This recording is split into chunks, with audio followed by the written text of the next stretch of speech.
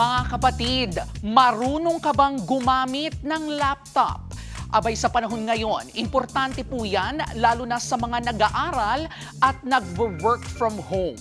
Pero alam niyo po ba na ang unang laptop ay sobrang layo sa mga maninipis na gadget ngayon? Noong 1981, ginawa ang isa sa mga unang portable computer na tinawag na Osborne 1. Portable nga, pero tumitimbang ito ng halos 11 kilos. Parang may bit-bit kang microwave. May screen din po ito na 5 inches lang. Pagkatapos noong 1983, lumabas naman ang Gavilan SC na itinuturing ng ilan bilang kauna-unahang totoong laptop.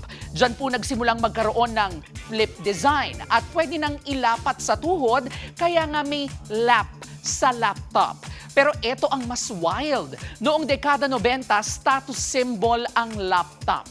Bongga ka kapag may dala kang laptop sa coffee shop. Pero ngayon, kahit nasa kama, naka-online class, naka-Zoom at naka-ML. O di ba? Mula po sa 11 kilong computer hanggang sa maninipis na device ngayon. Malayo na talaga ang narating ng laptop. Iba na talaga ang bilis ng galaw ng mundo ngayon. Kahit cellphone, ang bilis maglabas ng bagong model. Pero kasama po yan sa paglago ng ating komunidad na gaya ng K-Alaman ay maituturing din pong K-Yamanan. K-OK.